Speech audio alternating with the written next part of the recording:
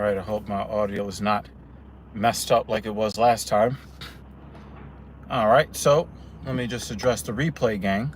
I appreciate all y'all's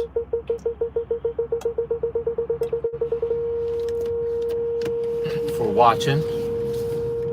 Most people that will give a crap about this will probably catch it later.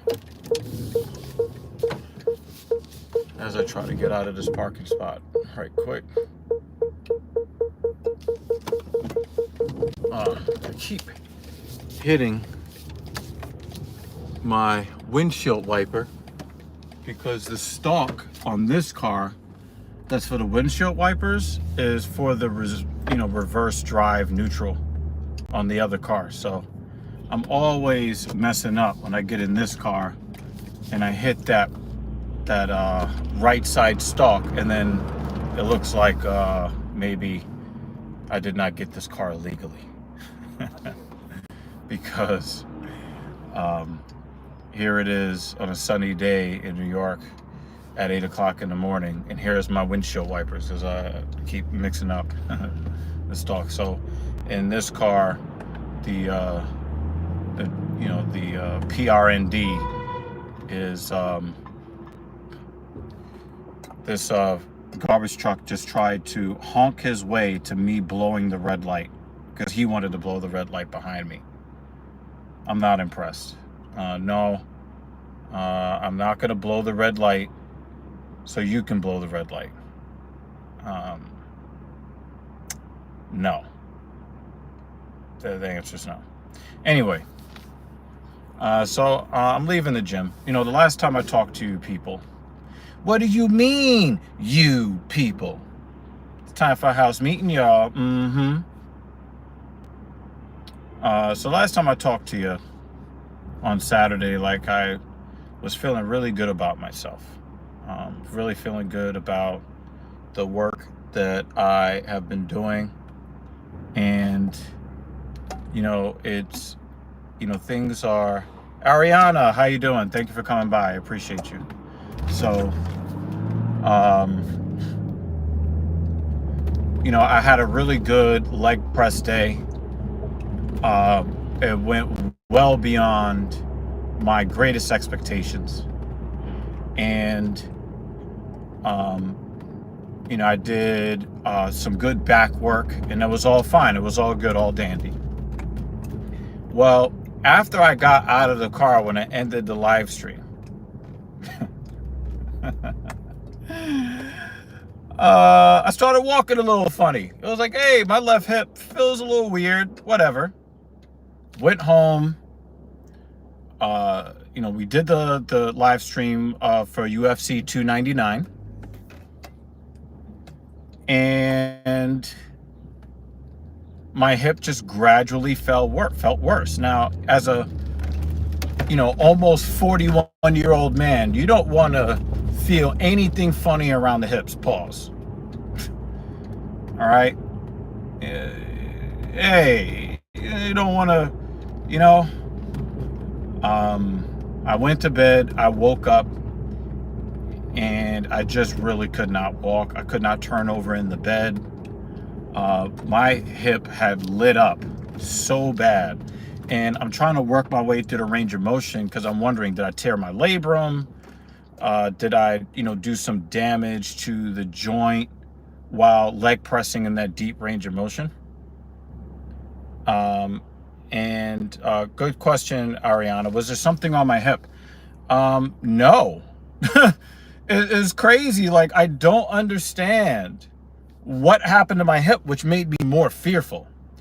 But I worked through the range of motion, and I determined that the smoothness of the hip bone was thumbs up. So I knew there wasn't really like a big problem. Let me open the window before we get a little fogged up in here. There wasn't like a joint problem. I didn't feel anything that was like sharp. It definitely was not an acute injury where there was a false movement, or I was improperly loaded, or there was too much load and I felt something pop or anything like that. It was just my hip flexor was just like, go F yourself. And I'm like, what? And then I was thinking to myself, was I sitting wrong on the couch? I mean, I did sit in that live stream for 7.5 hours, but I felt something when I got out of this car. And I don't know what it is about the way that I sit up this seat in this car, but this is super comfortable for me in this car. So I got up on Sunday and I went to go do, a session with a client. And like, I was like really going through it. I went to bed on Sunday night. I was like, well, maybe I'll feel better in the morning and I'll be able to be functional. It was so much worse about 24 hours ago. And I'm like, do I take the Advil? Do I take the Advil? Because I can feel it was muscular and it was not neuromuscular and it was not skeletal. And it really had nothing to do with my connective tissue. So I knew that I was safe. But then I was wondering, well, I'm hobbling pretty bad. If I hobble for long enough, can I actually create a serious injury from the change in gait? So when I got home from work and before, an afternoon session, I was like, all right, I'm just going to take this Advil. I took it, took a nap, woke up, and I was mostly functional. And then like the rest of the day, I was like 85%, 90% better.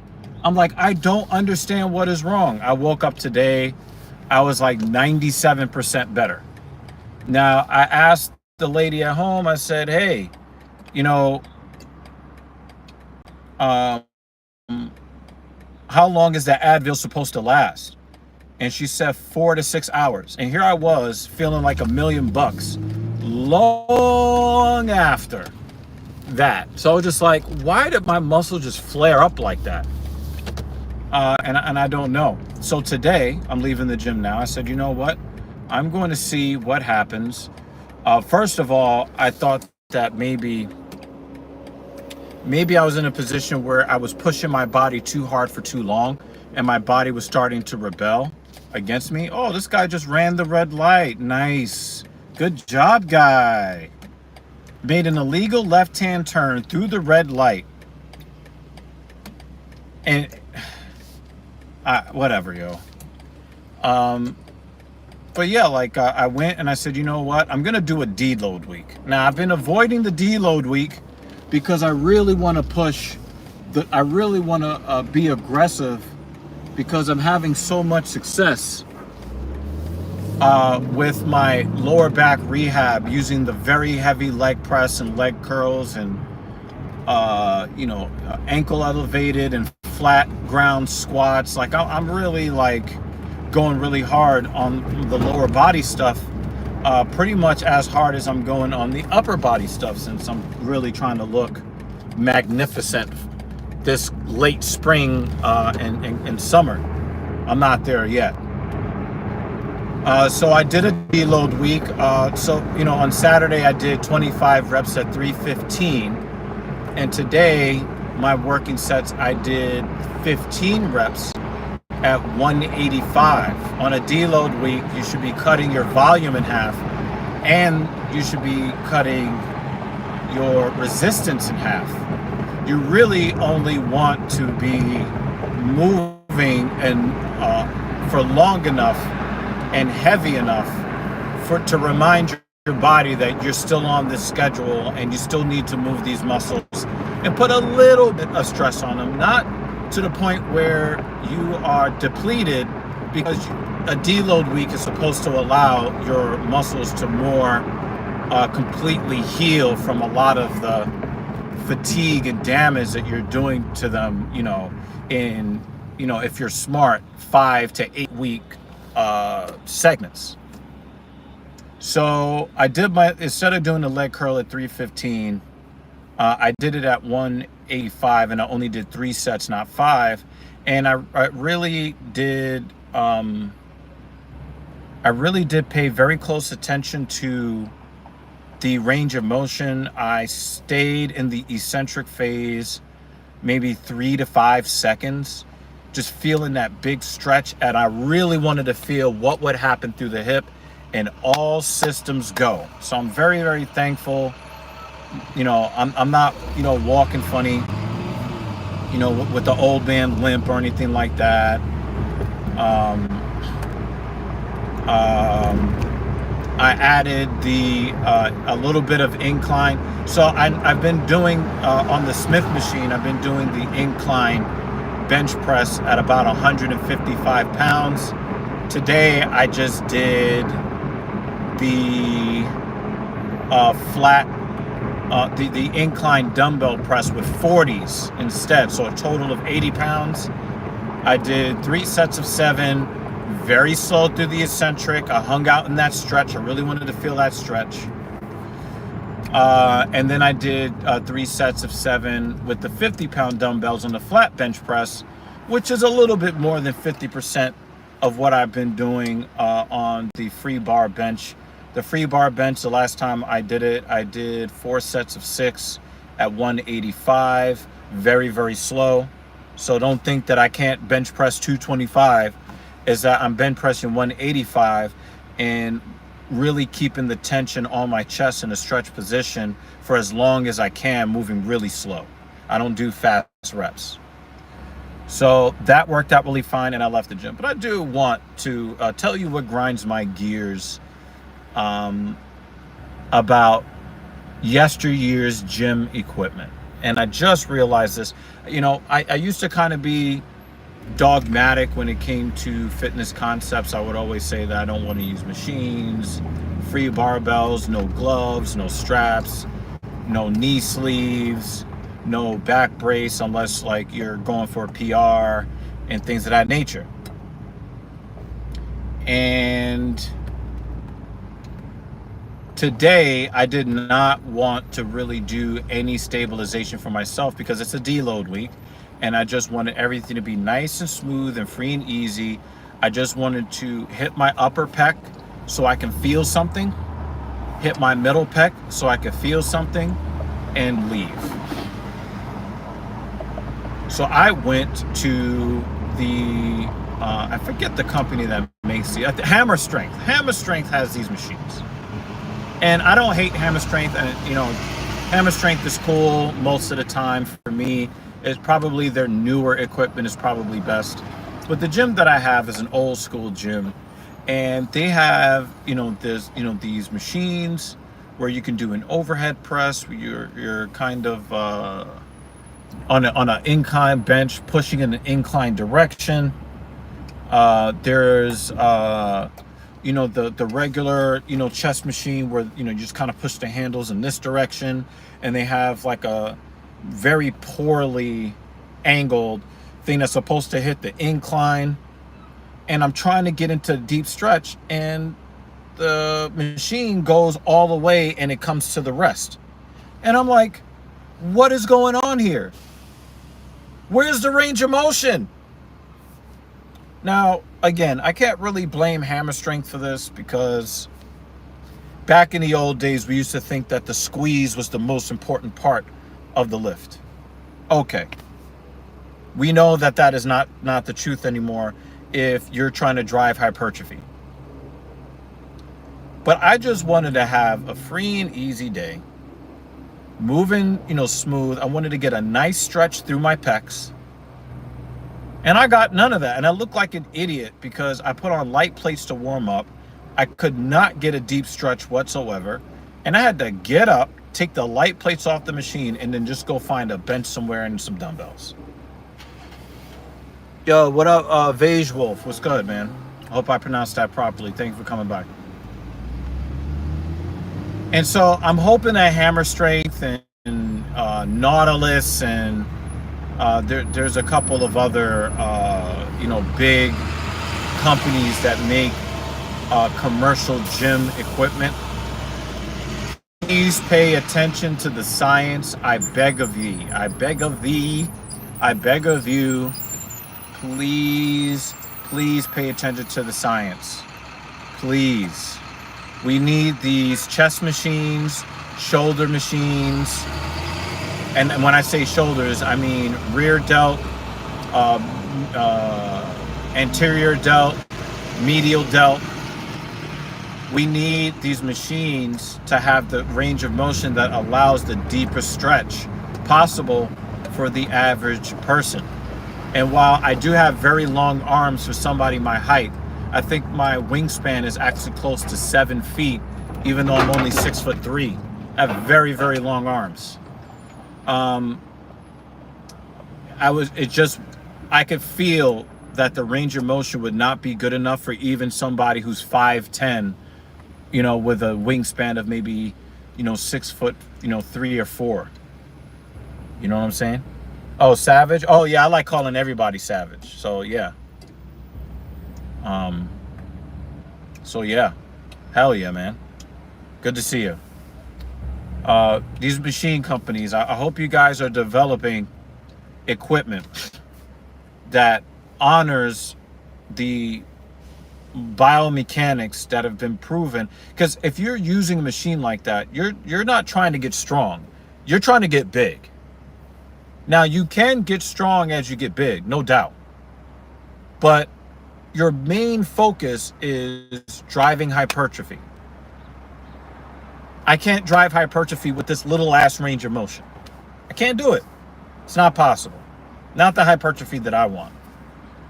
So, that's just something I kind of grind my gears a little bit. I really hope that these companies are doing a little bit better. I guess moving on. Some of you probably don't know what I'm talking about, but I've been paying attention to wrestling a little bit more, professional wrestling, WWE wrestling. And I saw this movie on Amazon Prime called Ricky Stenicki. If anybody has heard of that, put a 1 in the comment section. That goes for the people live and those in the replay gang. I watched this movie, and then it just so happens, I guess, the Oscars just happened, and everybody was talking about John Cena. And, him doing something that, a lot of us would find to be very humiliating. And I got this thought in my head that John Cena is going through his Bob Saget phase. Why am I talking about Bob Saget? Bob Saget, great TV dad. He was Danny Tanner on Full House. And then he went on to be the host of America's Funniest Home Videos, where it's the most wholesome stuff that will make you laugh. So he built up this super cheesy, clean persona that it's obvious to me that Bob Saget was not comfortable with. He was not comfortable with the persona that he's this ultra squeaky clean guy. He was a stand-up comedian. And he, once he kind of got out of that, he didn't want to be, typecasted or pigeonholed into, the super clean, super, the guy for the guy that was okay for religious zealots to be fans of. He didn't want to be known as that. So when he went back on the stand-up comedy circuit, he would say the most flagrant stuff, the most egregious stuff. And he did that all the way up until his untimely death. That's definitely one that I wish we could have back. I wish that Bob Saget was still around.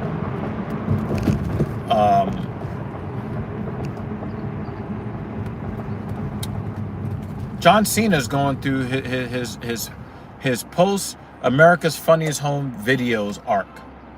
John Cena played this super clean cut, I love the military, wearing jean shorts and never give up and stand up to bullies and be a star and all this stuff. And now he's done this weird peacemaker character. He's doing, I'm not going to tell you, you know, the movie as far as Ricky Stenicki. Go watch it for yourself. And then he does this naked thing at the Oscars. He is trying to show everybody that he doesn't just appeal to 8-year-old little boys who get picked on in school. I don't know. That's just a thought that I had. Let me know in the comment section if that makes any sense to you. I'm going to get up off of here because I'm about to hit the garage and lose connection. Thank y'all for watching. I appreciate all of y'all's. Peace.